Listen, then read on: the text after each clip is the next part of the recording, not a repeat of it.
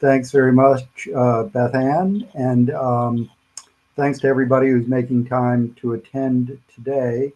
Beth Ann, if there are questions during the presentation, you'll either have to let me know or people can just break in and say something. Right now, my view is just of the presentation, and since it seems to be working for everyone else, I don't want to try to change the settings on it.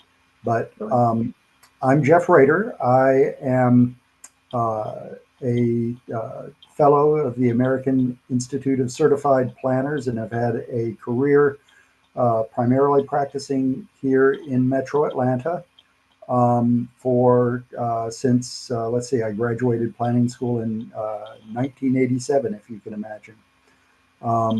I have worked in local government in Cobb County and Fayette County.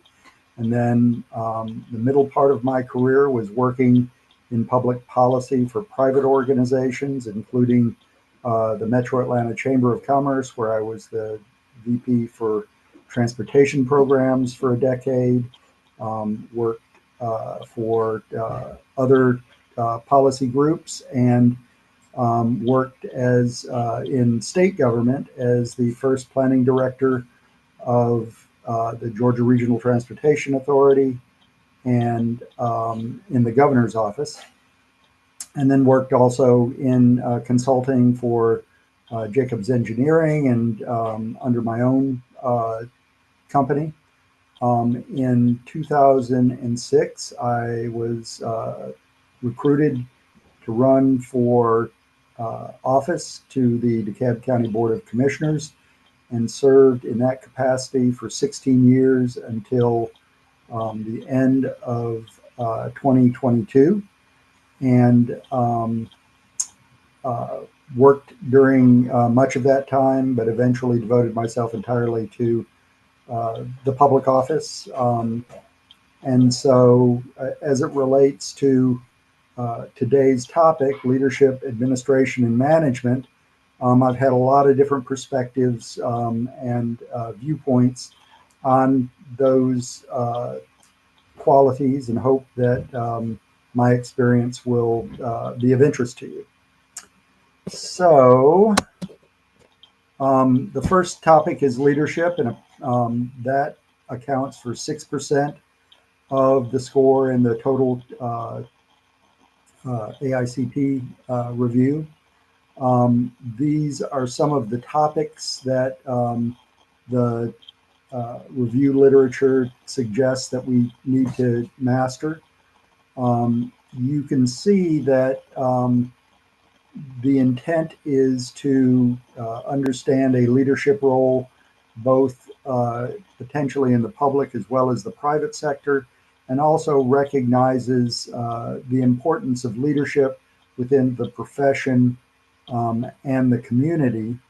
And what I found is that effective projection of leadership really is one of the greatest means of increasing your influence and the influence of your perspective on decisions that others will make.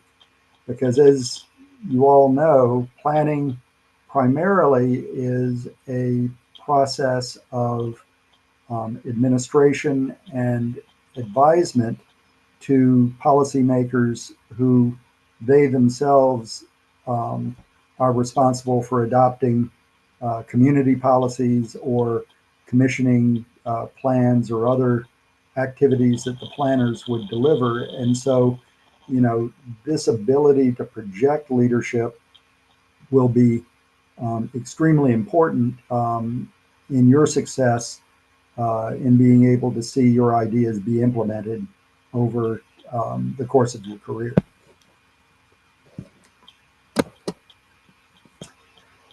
So I like to look at leadership from a couple of different perspectives. Peter Drucker, the management guru, suggested that there is a difference between doing things right and doing the right things.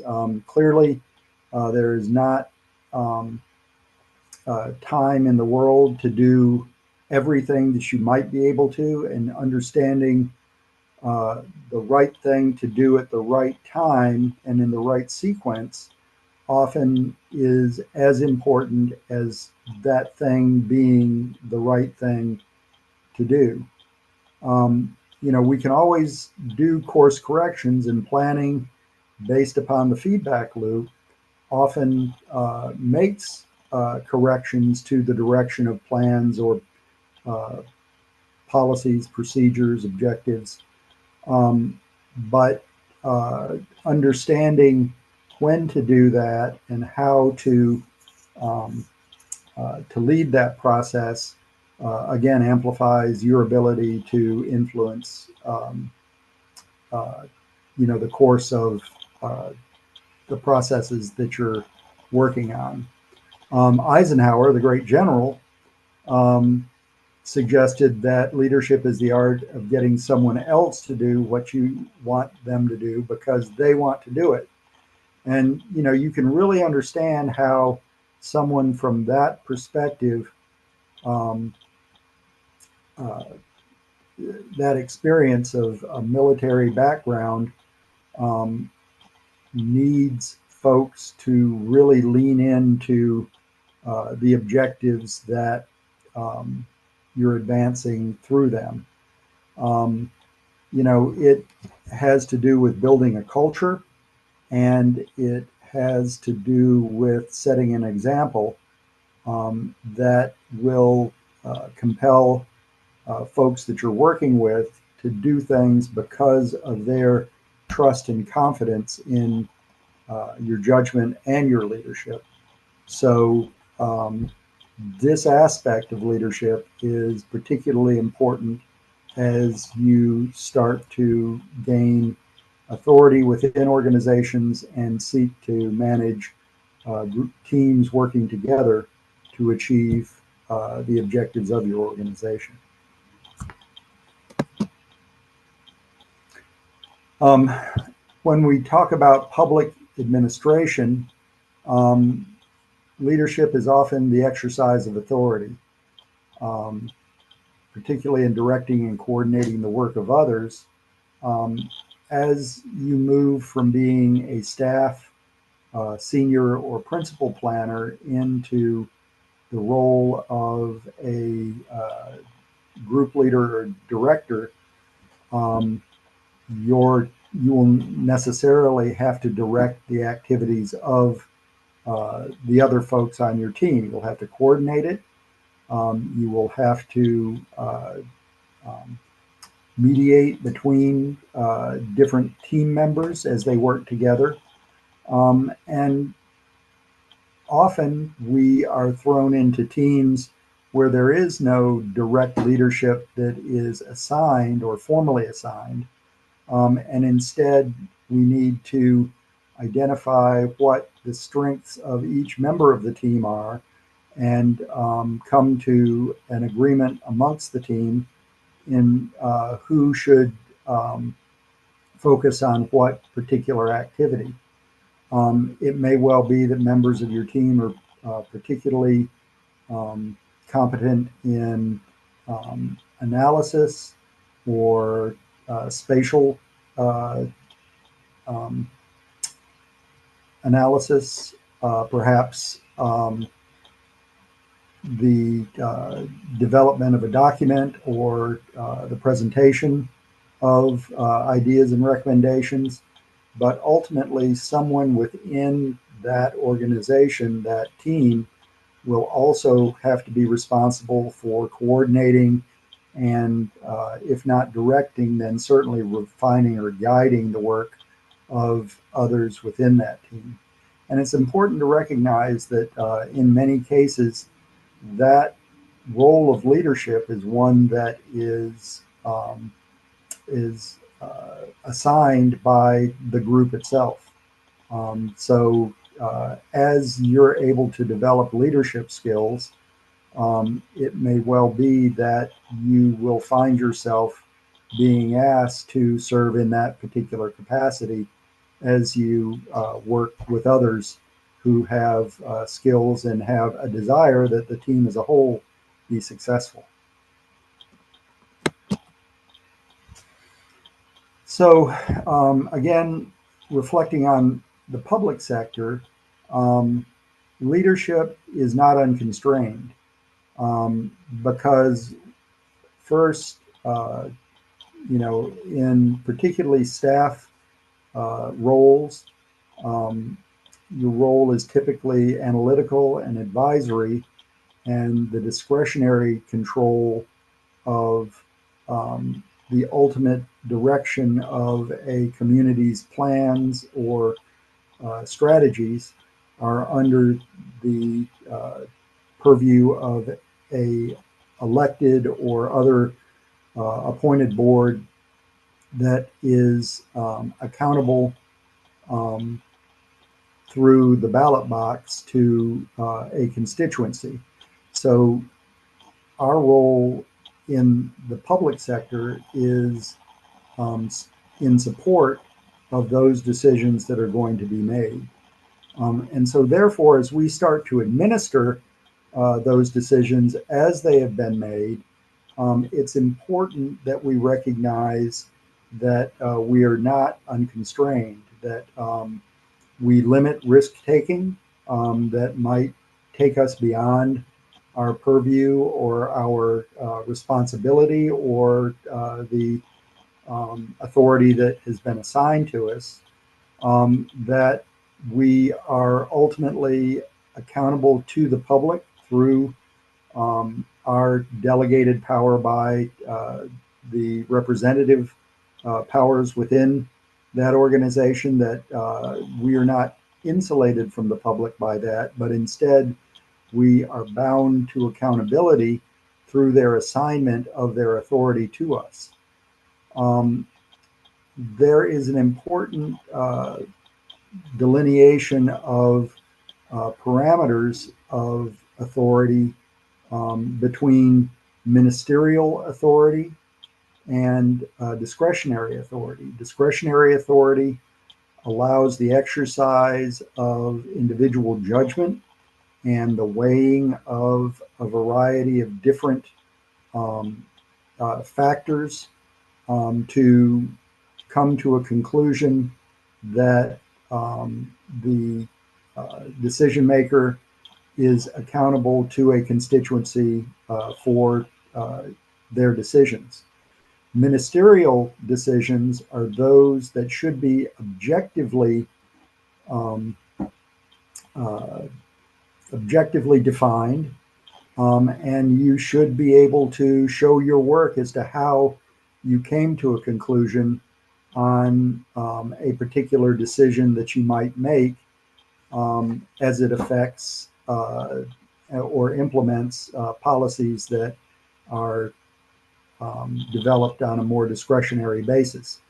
For instance, in the area of administrative variances, um, in the area of variances, there are administrative variances, which are ministerial in their construct and that require um, the your ability to be able to show how the particular situation fit the adopted criteria for conferring that variance.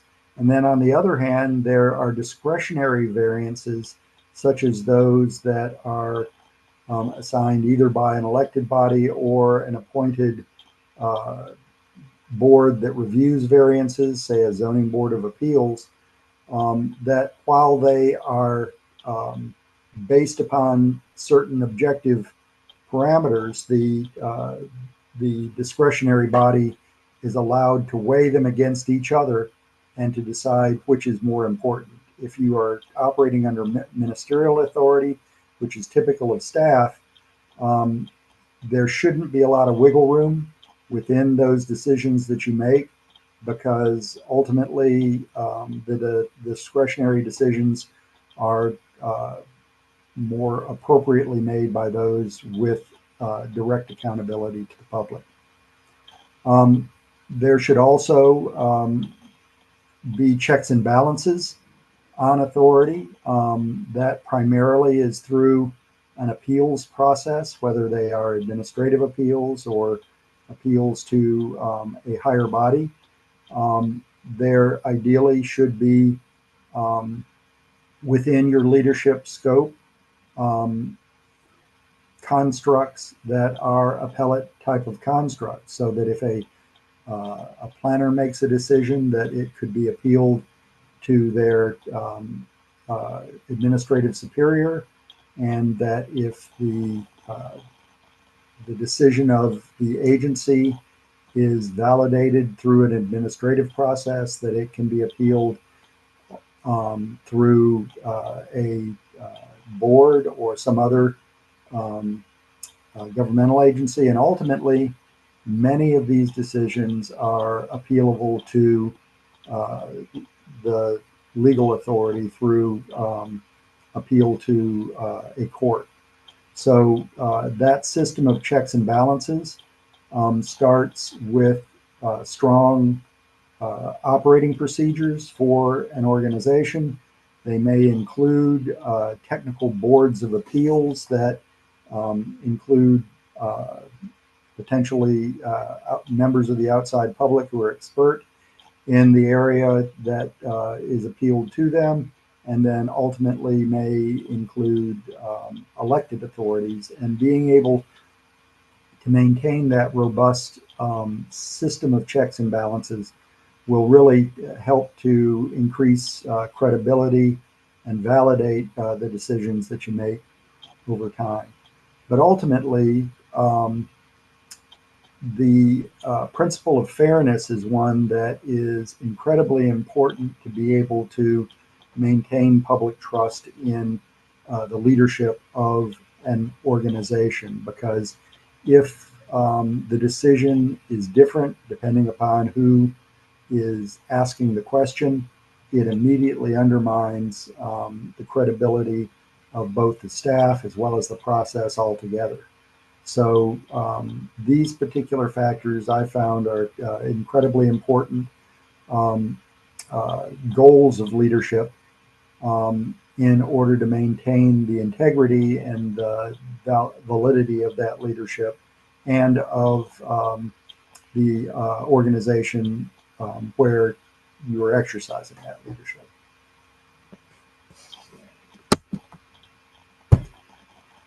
So DEI is very much a, well, let me just back up and say that our profession is failing if it does not fully reflect the diversity of the communities that it serves, because it is often an easy thing to do to discount voices that are unintelligible to you. So whether that means a different language, a different culture, a different economic status, all of us look at the world through our own lens and are not as fluent in the languages and perspectives of folks that are different from us. And so that's why it's really important within our organizations to ensure that the diversity of the community is reflected in our own staff and our own sounding boards. So when it comes to the people within our organization, being able to ensure that all voices are represented and heard gives us an opportunity to have a more direct insight into the perspectives of folks within the community that may be more similar to the diverse elements of our staff. And likewise, when we are cultivating folks to serve in advisory or in board positions, that awareness and commitment to DEI ultimately allows us to make decisions that don't step on other folks and don't result in unintentional harm to uh, constituencies that we may not fully understand. So it is important in leadership to not only promote these principles within our organization for the sake of the people that are in them, the people that that we're actually working with. It certainly is important to look at DEI as a element of opportunity, but it's also really important as planners that we recognize that a diverse workforce, that we and a inclusion of constituencies and a real focus on equity within the community will allow us to make better decisions and better understand the circumstances that the public that we serve are facing. And if we're able to do that, we can anticipate and often help to ameliorate the impacts of bad planning on our community, because we will better understand the implications of some of the decisions that we might otherwise neglect. So this isn't, you know, by any stretch of the imagination in planning, sort of a as much a social imperative as much as it is a professional imperative that helps us to do our jobs better, and helps us to represent every element of the community based upon their equality as citizens of our communities. I'm going to move a little bit more into some of the formal aspects of leadership, or mechanisms that help to um, solidify leadership within an organization. The mission statement, these are two different sorts of mission statements. The first one that is on the left identifies three functions: coordination, facilitation, and of coordination of the planning along with land development activities. Stakeholders facilitate long-term planning and development policies and preserve the county's natural and built environment. Um, Notwithstanding the fact that it does have some breadth, this particular mission statement might be argued to uh, neglect the importance of a department's influence over other internal stakeholders within a county or a municipality's um, larger organization. And I'll talk a little bit more about that, um, because I think that sort of the superpower of planning is not in the administration of the plan, but instead in influencing other stakeholders in the community who will be making larger investment decisions in the built environment.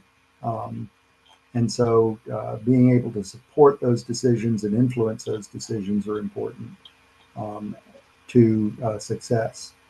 And then this other mission statement is much more externally focused. It suggests that the department is to promote and enhance well-being of residents, visitors, property owners, and businesses. And that perhaps has a broader mission in so far as it doesn't limit itself to the mechanisms and the documents that are the direct responsibility of the planning department. And this notes programs and services that encourage high quality development and maintenance and revitalization of existing neighborhoods. This gives more permission, so to speak, to the department to work to identify and influence activities or processes that may be well with outside of their direct purview, but are integral to the health of the community.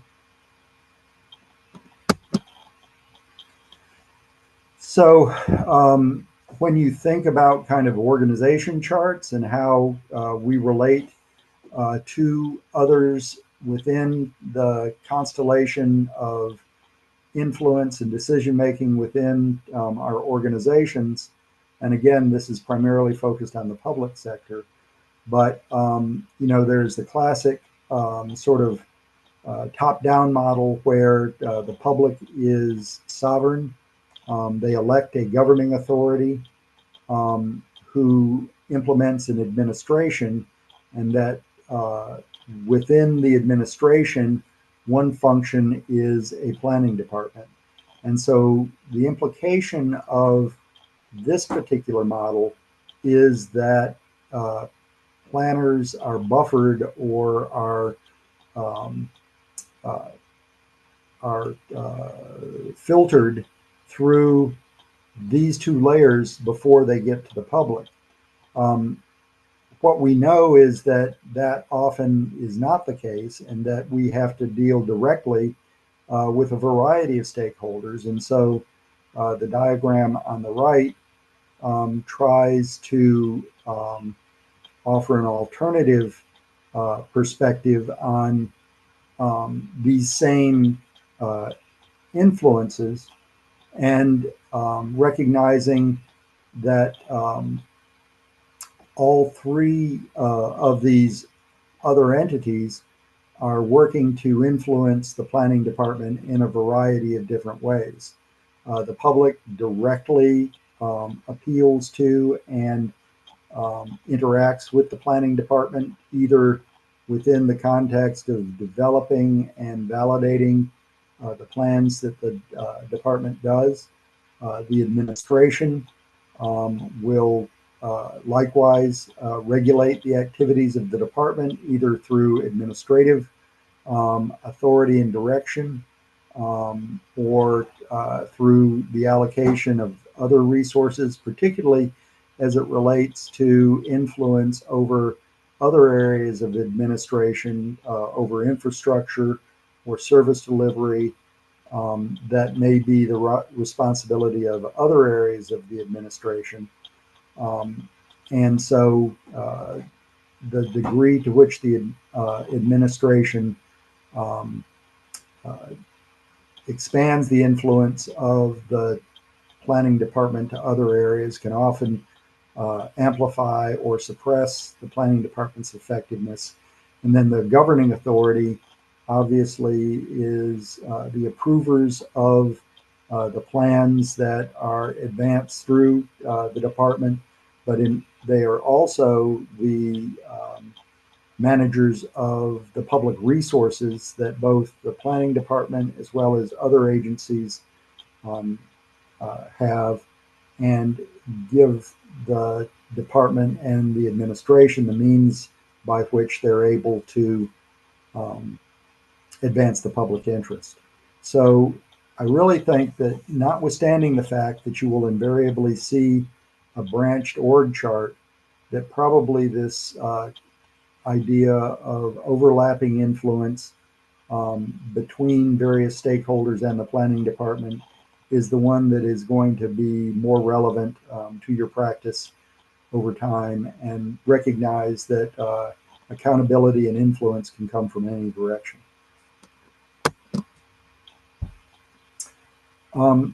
When it comes to making strategic decisions, I really think that leadership in planning is essential. Um, Often, various stakeholders or the managers of resources have a different perspective on the allocation of their resources than perhaps the community does as a whole. And I have found that the more complex an activity might be, the narrower those that practice that activity tend to focus their efforts, because it's a very difficult thing to do.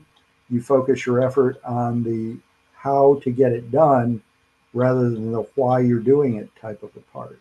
And so this idea of being able to construct the lens through which others see their work is an incredibly important role for planning leadership. We need to be able to demonstrate to, for instance, the leadership of our water and sewer department, why we might want to think carefully about how we extend those utilities and their impact on land use within our community, um, and how, um, notwithstanding the fact that expanding a system may be good for a utility on a financial perspective, or may be good for those that run the utility, because the bigger the utility is, the more that they can command in terms of their own authority and salary. But instead, to be able to say, look, if our um, uh, goal that we have adopted in our community is to have um, uh, compact urban development, that means that we need to constrain the delivery of urban services to those areas so that we don't have leakage that would result from extending urban services further than would be supportive of the both policies and strategies that we have adopted at a strategic level. Um, Likewise, mobility is another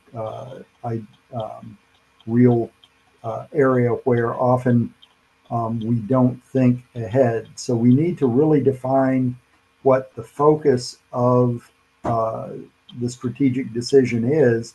And because planners are, by their um, training, uh, have a um, imperative to synthesize information and evaluations from a variety of different perspectives, um, planners are often in the best uh, position to be able to construct the lens through which others define their own objectives. But in order to validate the lens that we construct, we really need to be very deliberate and open source and objective in that process, so that we need to be able to say, well, here's the policy direction that was set by our discretionary leaders, elected leadership perhaps. Here are the implications of those policies on different areas. Let's do some quantitative analysis to demonstrate what this might evolve into in terms of the decision-making criteria, and be able to construct a very transparent model so that we can demonstrate that the lens that we construct is the valid one. Show your work, make sure that people understand how those decisions are made, so that they don't think that you are imposing your own values or imperatives, but instead that there's a direct line between adopted policy and the recommendations that you make. And notwithstanding the fact that we are offering a decision-making lens, we nevertheless need to let other actors play their roles. Once we have developed the elements of the parameters, say for infrastructure expansion, then we can certainly concede the implementation role to others, um, and support them in those roles, and then recognize where perhaps we did not adequately consider imperatives that they bring to the table.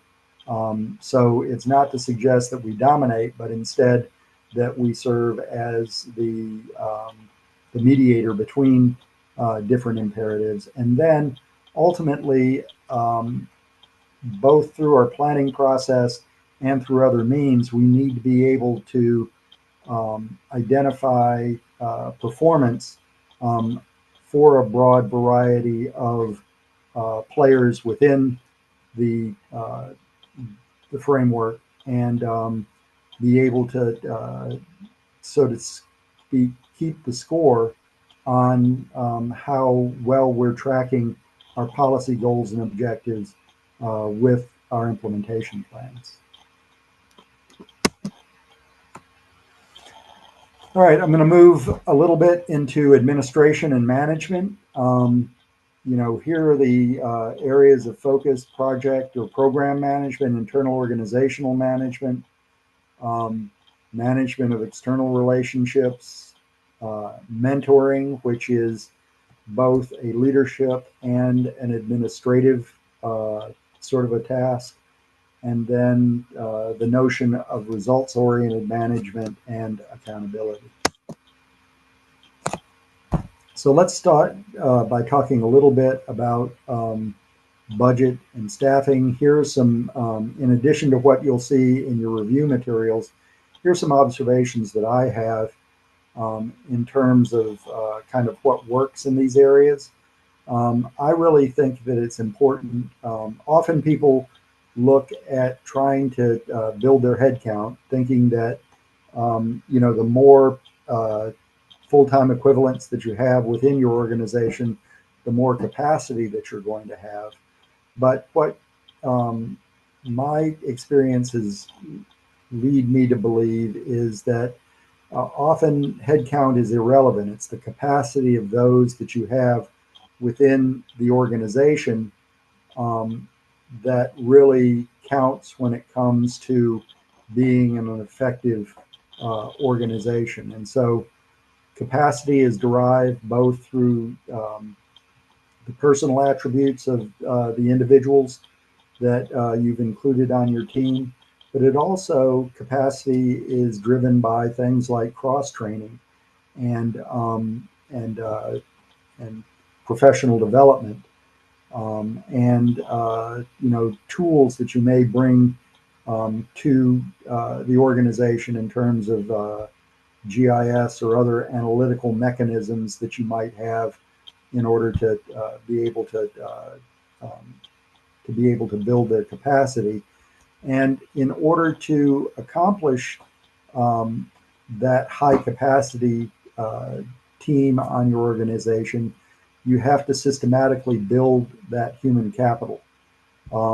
Always have a career development path for the members of your team, because inevitably people are going to move on for one reason or another, and it is most beneficial for your organization to have the ability for folks to be able to move up within the organization and be able to build their own careers within your organization. And that means that with the proper training and professional development, they're able to step up into positions, but importantly, they're also able to be flexible in being able to fill gaps or to respond to unforeseen necessities. So to have a strong, cross-trained, cohesive team that believes that they have a future in your organization is really essential as a management objective, in order to ensure that you have both the capacity and the resilience as an organization to meet all demands that are placed upon you. There is, however, an important decision that organizations inevitably have to make as it relates to whether or not they develop capacity internally or whether they outsource capacity through a consultant or other um, uh, um, mechanism where they choose not to be able to project a skill set through internal staff. And the delineation that I have found useful to draw is that if there are activities that your organization accomplishes on a daily or regular basis, on an iterative basis, on an ongoing schedule, then it makes sense to develop that capacity internally because through that repetition and refinement, you're going to have the opportunity to improve and perfect those processes that you're undertaking. So that iterative nature gives you the ability to be able to constantly improve your organization and your processes. However, if it is an activity that is very episodic, perhaps such as updating a comprehensive plan or developing a capital improvements program or some other episodic or periodic type of activity, one of the skill sets that is hardest to develop is that overarching familiarity with the leading edge of innovation within the practice. And so, in those particular cases, often you will find that there are outside professional services firms who, because they are iteratively and constantly doing these activities that are only episodic or occasional for your organization, then just in the same way that your staff builds and is able to um, uh, use the uh, iterative and repetitive factor of the work that they're doing to improve their processes, likewise, the consultancy can improve their ability to develop that occasional document because they're doing it for different organizations throughout the industry. So think of that when you're considering whether or not to potentially insource or outsource um, a unique document. It's not to say that you can't develop these um, uh, occasional documents in-house, but you're going to have to stretch a lot further to have the facility that perhaps someone that or a group that does it on an ongoing basis. Um, as you procure these types uh, of services, you'll be looking at different procurement mechanisms. A request for proposals tends to indicate that you know exactly what you want and you want various proponents to come in and fill a fairly specified type of um, uh, a program of requirements um, based upon the details that you're able to incorporate into the RFP. An RFQ is more of a solicitation for partnership. You're looking for people and organizations that might have a skill set to be able to help you to define the questions that ultimately will need to be answered. And so it is their qualifications rather than their response to a particular uh, set of parameters that you're interested in. And then even more generalized is a mechanism called a request for information, where you actually ask experts to suggest the means to accomplish a particular end that you might have that would then lead you down that narrowing path from the information to either qualifications for the development of a proposal or even the RFP itself. When it comes to budgeting, Often organizations work off of a continuation budget, meaning that you use as your basis the budget that you operated under the previous year. You look at areas where you didn't exhaust those resources, or that you found that the resources ran out. And then you build upon that based upon incremental cost of things like personnel or overhead, as well as new initiatives that you may want to add to that. But basically, it is a budget that anticipates maintaining or adapting the status quo, rather than revalidating your approach on a regular basis. So zero-based budgeting is a mechanism that asks an organization to really return to base cases for every element of its operation, to look at different means to any individual end, and potentially to reorganize based upon innovation or expansion of capabilities, or perhaps investment in infrastructure or technology that may give you a means to change the way that you are delivering on your responsibilities. But in any event, being able to define a strong organizational architecture and to ensure that you have the right resources in the right place become invaluable when there are inevitable budget cuts as a result of inadequate resources. If you have a strongly based organization, it makes it much harder to, apply across the board, or,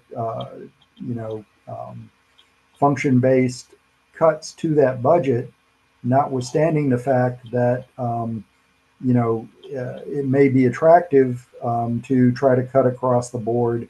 You'll be able to demonstrate that the costs of cutting the activities of your organization exceed the benefits of saving those resources there. And as a consequence of that well structured organization, you can often help to reduce the vulnerability of your organization to ill-considered cuts. And in most cases, the planning budget is not really going to save you a lot of money anyway. There's not a lot of capital expense in planning. The headcount is often pretty lean. So you want to be the exception to the rule when the across the board sort of acts tends to swing.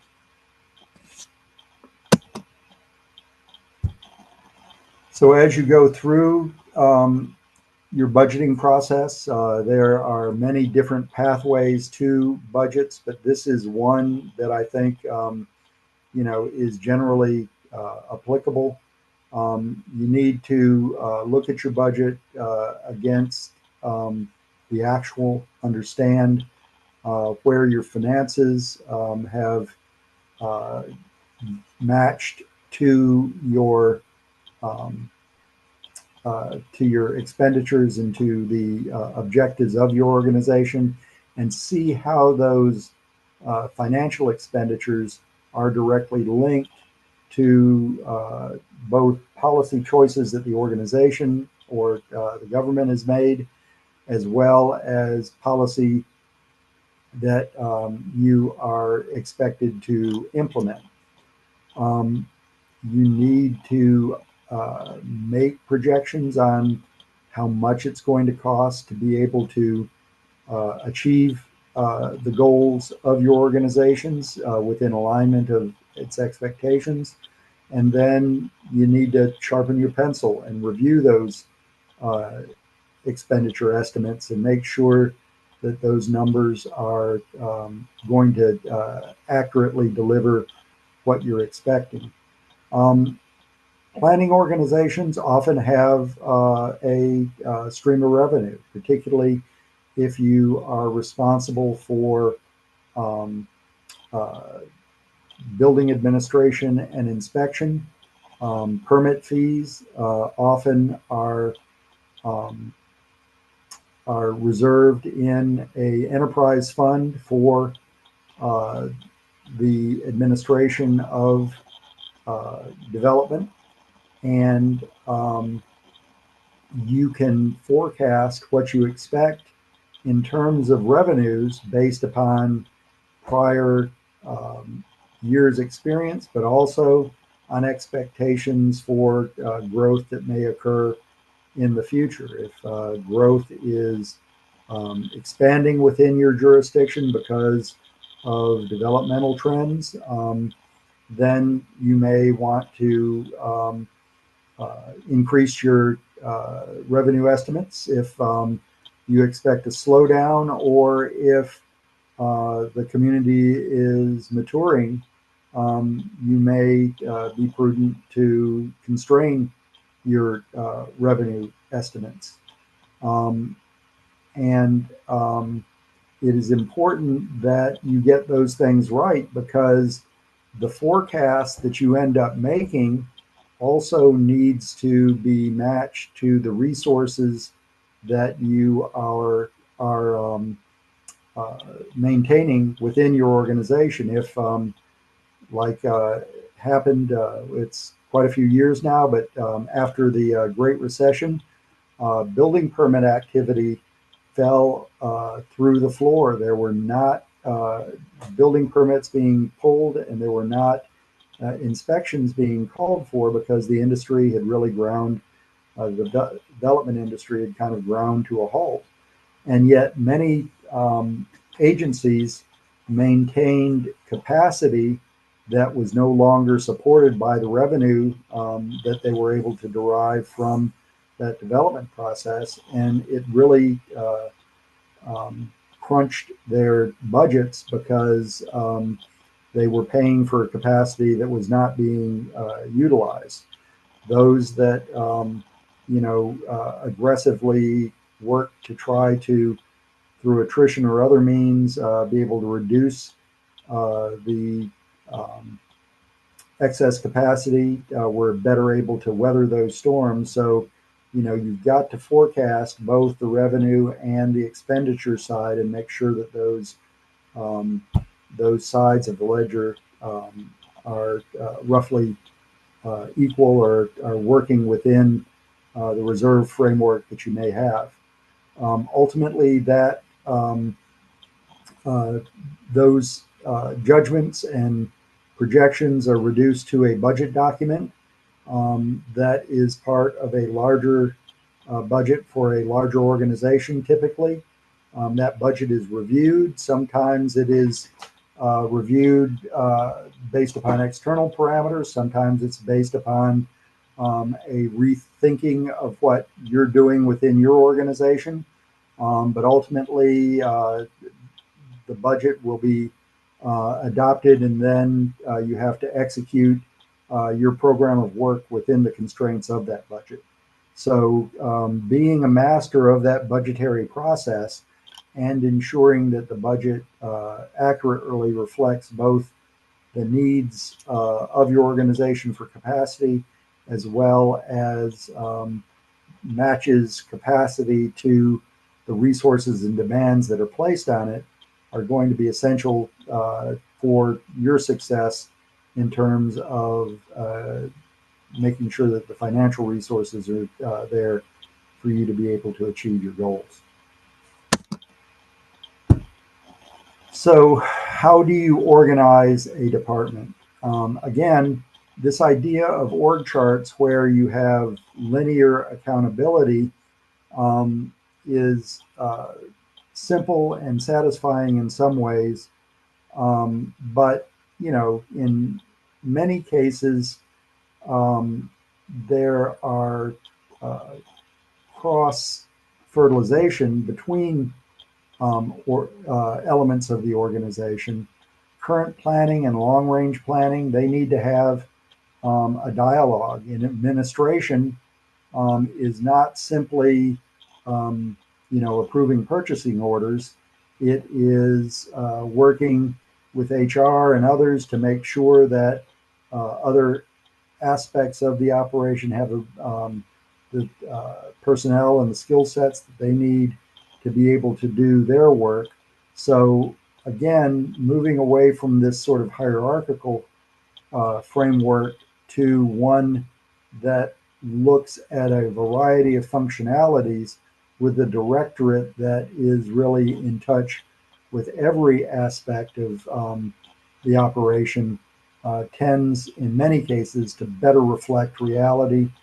In some cases, you're going to find that things like the administration of entitlements is the biggest part of what you do, but that you have responsibilities and skill sets in other areas. They may feed directly into the decisions that are made in entitlement, but the role of the directorate is to facilitate the interaction between all areas of the organization. So technology, often we uh, reflexively, or in some cases, it's thrust upon us. Well, we need to substitute technology for, um, for headcount or for staff. We need to do more with less, and technology is going to help us to accomplish that. And so I do think it is important that we uh, skillfully use available technology in order to achieve our goals. And certainly, it does not make sense to do what many agencies do, which is to follow the legally mandated minimums in terms of public communication and outreach. If the only public input that you get is through your public hearings, you're probably not going to be hearing um, a broad range of views and from your entire community as you work through your interactive processes. So, we have to recognize the culture that we're involved in now. It is a culture of incredible distraction, and so we need to be able to figure out ways to get in front of the variety of stakeholders. We need also to be able to communicate our observations and findings uh, on a visual basis. And geographic information systems are a very powerful tool in being able to communicate complex information um, using visual tools that don't require a great deal of verbal explanation or written explanation, that by carefully layering information, you can convey and validate a particular perspective to a public in a way that perhaps you couldn't do it under a statistical process or through other means. Um, there are a variety of different data sets in the era of big data. We used to depend upon census documents, and now those census documents are foundational, but they are often um, detailed out and broken up and amplified through a variety of different data sets, both proprietary as well as official. Often, other agencies within your organization may have some really great data that they use to run their operation, but may be essential to you as you start to look at um, uh, issues that are the implications of the work that they're doing. So, you know, always be on the lookout for the ability to identify data sets that are being developed for other purposes and to be able to analyze them a from a different perspective to be able to show the the larger public, conclusions that you might not otherwise see. Uh, in DeKalb, we use tax assessors data quite a bit to, really identify areas of declining value and potential blight within the community. If we saw areas that did not see a steady increase in the value of existing property, but instead stagnation and potentially decline. Those were areas that became areas of focus for revitalization efforts, because what we knew is that overall and in other areas of the jurisdiction, we did see these, you know, uh, valuation increases more as a result of general inflation and growth within the local economy. And if it didn't occur, that was a warning sign for us. So, please, use available data sets creatively and think about ways that technology can provide insights that you otherwise would not be able to either generate with primary collection of data or that is available through conventional means. But the U.S. Census will ultimately be foundational for many activities that you undertake, because it tends to be the gold standard for many statutory allocations of resources, and is sort of considered to be uh, the, the objective foundation. As I said, technology is important, and it's important that with technology you demonstrate your capacity. It's expensive and it changes rapidly, so you'll implement a technology, and then the next year they'll come out with an upgrade on the software. And so, the question is, well, do I have to reinvest? And so you need to understand and know what you're going to do with that technology as you acquire it. Because if you acquire it and let it sit on the shelf, it can often go stale very quickly, and you find that you deliver little benefit and then it becomes obsolete due to changes that may occur. Um, it is often hard to convince decision makers to resource technology for you, because you really have to be able to convince them that there is a direct and tangible value of you having access to that technology, and that may be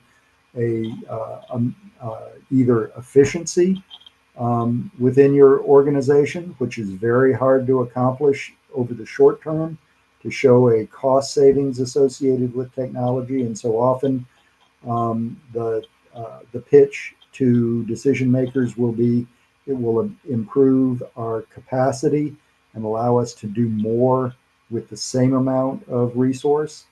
But you have to think when you're specifying technology exactly what the value proposition is.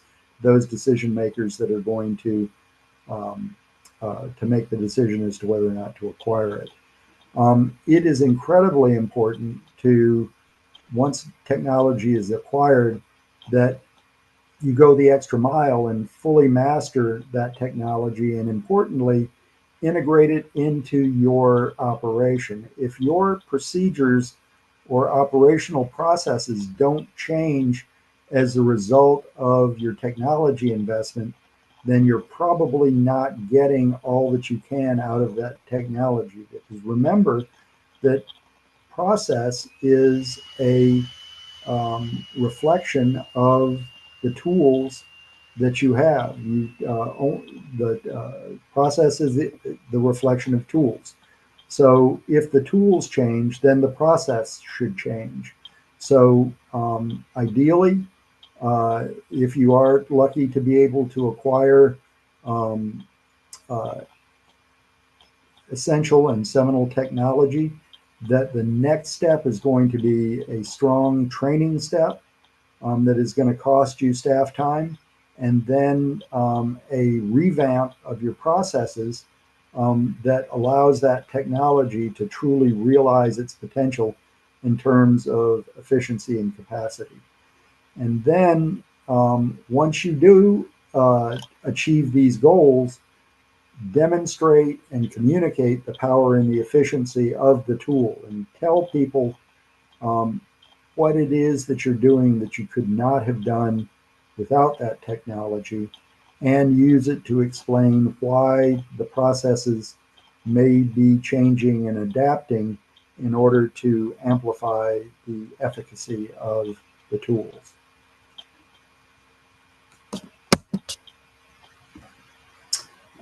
External relations.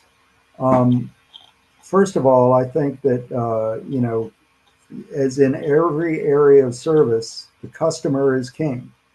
The question is often, who is the customer? We, particularly if we're working in current planning, or if we are working for a commercial customer or something like that, um, it is often the permit um, applicant who is perceived to be the customer. So you will see in some operations where maybe people in current planning, they say, oh, well, yeah, that's a difficult, standard to maintain. And so, you're the guy that's paying for the permit. I'm going to try to help you, try to work your way around that or something. I think it's important to recognize that, particularly if you're in the public sector, that your customer is not only the person that pulls the permit. It is the entire community that depends upon the integrity of the operation in order to achieve the policy goals that are adopted by their elected representatives. So in some times, you will find yourself in the uncomfortable position of telling that person who is applying for a permit that you can't help them to the degree that maybe you want to, because you also have customers that are behind you that are not present at that table or that review desk, that whose interests you also have to serve. Having said that, customer service is not a gift. It's not like you can be dismissive or particularly, disinterested in any customer that is before you, whether it's a citizen or a applicant. Really, service and the quality of that service is a direct obligation, and you're really failing in your responsibilities if it feels as though you're doing them a favor if you're doing your job. Um, it is important to recognize that you're not always going to be able to um, deliver on what some stakeholder expects. Citizen stakeholders may expect you to keep that piece of property that is next door to their house from being developed, even though it is just as developable as the site on which their house sits, and has the same entitlement. They're going to want to see some reason why, that piece of green space that they are enjoying, they want it to remain that way, and sometimes you're not going to be able to please them. Likewise, on the other side, you're going to sometimes have to say no to an applicant. What's important in any event is to be able to make those decisions with a level of integrity and authority that gives your decision the ability to be defensible and be durable. And so, being transparent and coming to a firm and well-supported conclusion is really important to get the news that you deliver to be accepted by stakeholders that you are having to inform of, the actual outcome of the decision-making process. And then within that context, there are always, and we should be open and not defensive against avenues of appeal. So if we make a decision and somebody doesn't like it, then we need to be able to provide them with whether it's a administrative appeal within the organization or to another higher entity. That process of appeal is beyond our authority, and we should not feel defensive about it. If we have been successful in delivering or denying with integrity and authority, then that appeals process will carry through and deliver a result that will ultimately be informative not only to the appellate but also potentially to us. If our decision is overturned, then that will give us a data point that will help us to make a better decision in the future.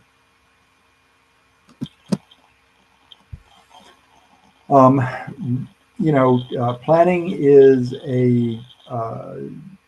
and particularly the implementation of plans is a group effort.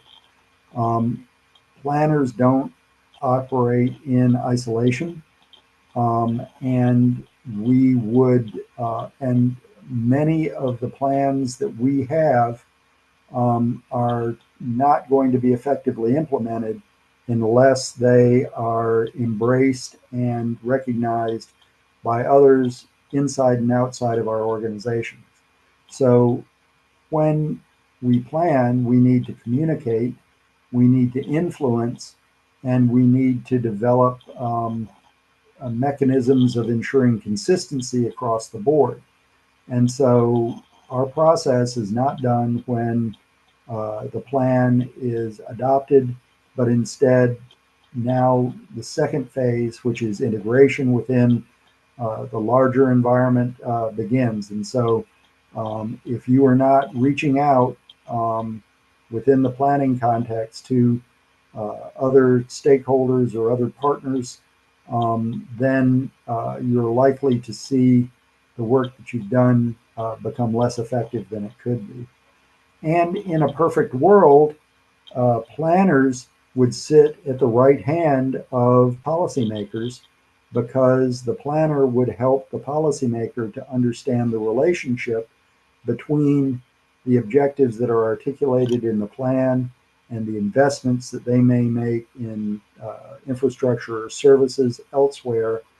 Our plans would be influential to those who depend upon them to make private investments, and would help us to be able to better inform and direct their investments in a way that not only is financially successful for them, but also helps to strengthen the community over the longer term.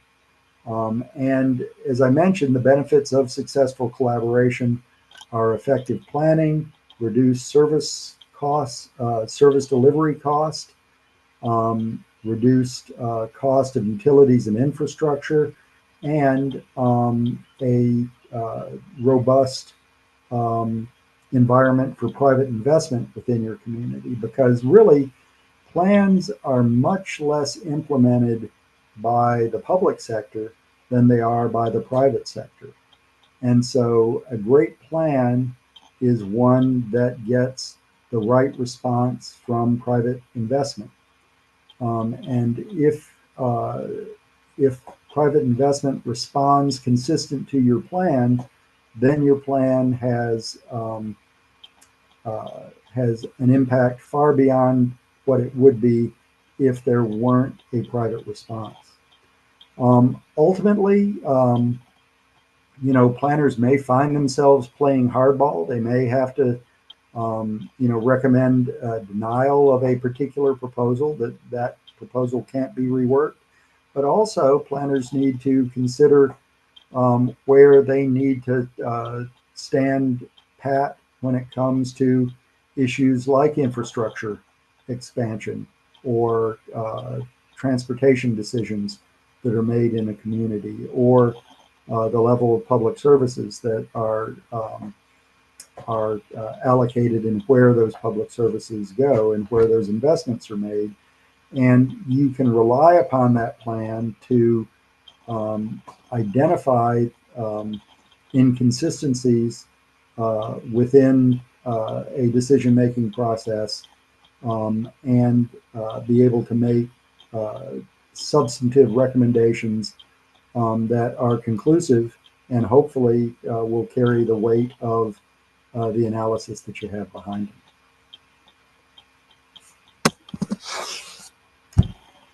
So the planning profession is often in the public sector supported by boards and commissions.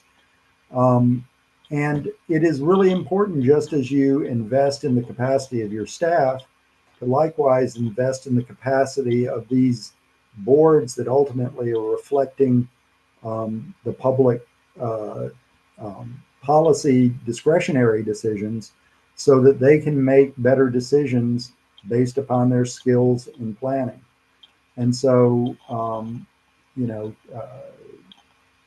support the education of those who you put in these particular positions.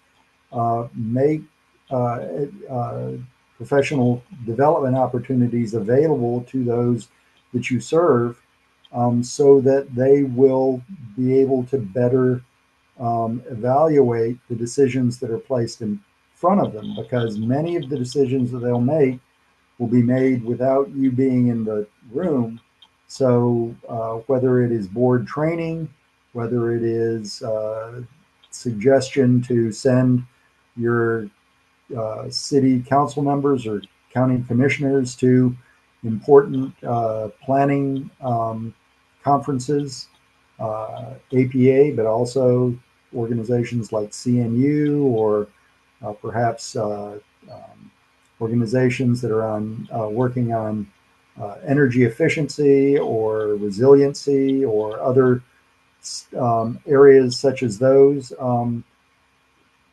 Influencing them to take an interest in their professional development in these areas of expertise is essential to you being able to get great decisions out of them.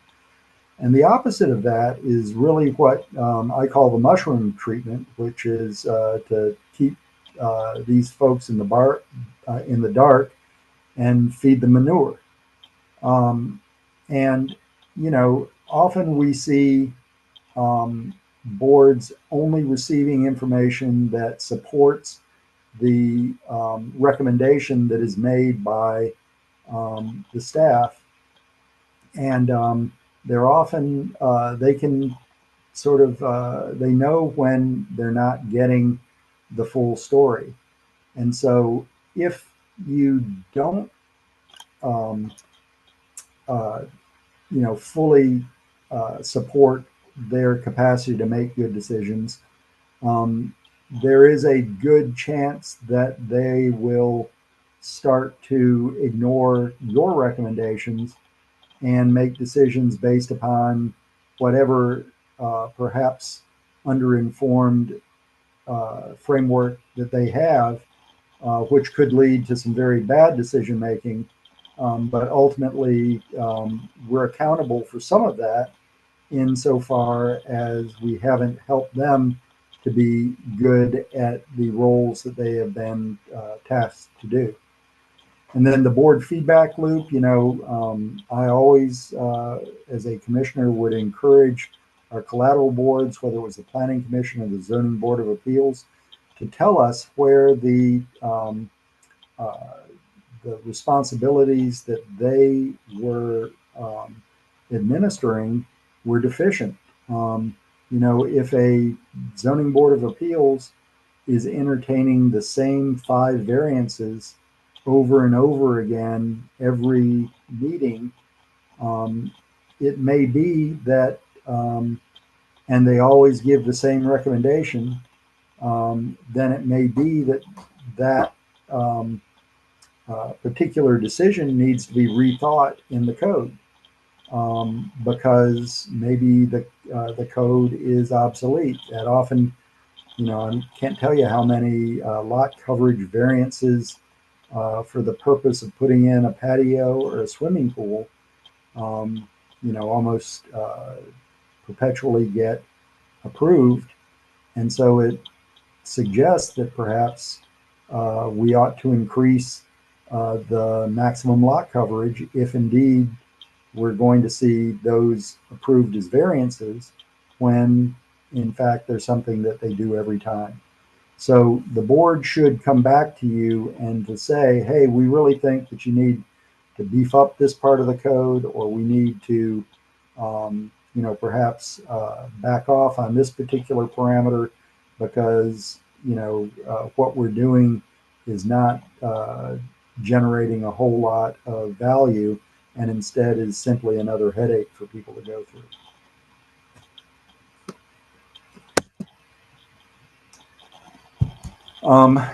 So particularly in the public sector, the public has a right to know the default of both your data sets as well as your response to a public inquiry should be that the presumption is they have a right to know. It is the public is paying for the operation of the organization. It is their organization, and therefore they should have access. Transparent processes, transparent decisions, and transparent recourse allows folks to be able to themselves audit the decisions that were made, see why those decisions were made, and it prevents them from, in most cases, being able to validly challenge something as being somehow inconsistent with the principle of fairness or equity. And that if you can build that transparency into the process, then even though they might not like the decision, they're going to from the very beginning understand the hoops that they've got to go through, and the likely response or decision that they're going to get at the end. Having said that, some things really are private information on individuals, private information. In some cases, there are proprietary information that is private, but know what those things are, so that you can protect it, and so that you can structure the publicly available data to be able to safeguard those privacies without having to the public having to ask you to specifically provide information that they couldn't otherwise find on their own, because it's all been wrapped up in the protection of privacy.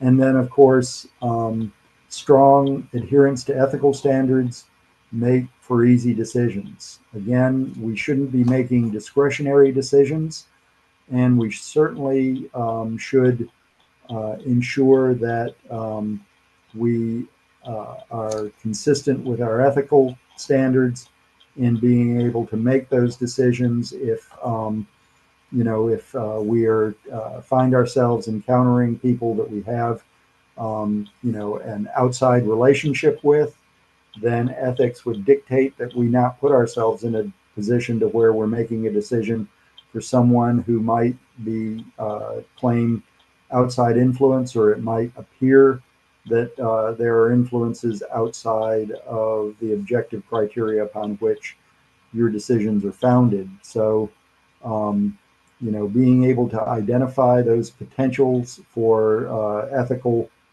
conflict makes it easy for you to make the right decision, even if that decision is um, to transfer that decision to someone else who doesn't have any ethical um, uh, issues to mitigate. So this was from a recent summary of some of the domains and knowledge sets that have emerged in the update um, of the AICP review, and you'll see them here once you get a copy um, of the presentation as it's posted on the website. You may want to use it as a checklist to go back to your materials to be able to ensure that you are that you have mastery of these particular areas. I obviously have not been able to uh, give you the answer to any of the questions, but you have other sources for being able to practice for the test. But this has served as some good areas for ensuring that you've mastered the materials, and I'd recommend it to you perhaps as a checklist for things that you may want to make sure of before you end up taking the test. And I think that with that, we are at the end of my structured presentation, and I'm prepared to take questions or to participate in a dialogue. Well, thank you so much, Jeff. We really appreciate that. We did have several people that had to drop off for a meeting, but there were not any questions in the chat that I have seen. If anybody has any questions, please feel free to unmute or share your screen or ask any questions. And if there aren't any questions, then we will go ahead and be done with today's session. Mark, I don't know if you have any questions or not. No questions. Okay, great. Well, thank you so much again, Jeff. We will get this recording up on the website later today, and good luck to everyone taking the exam. Thank you so much, Jeff. Thank you. Bye-bye. Bye-bye.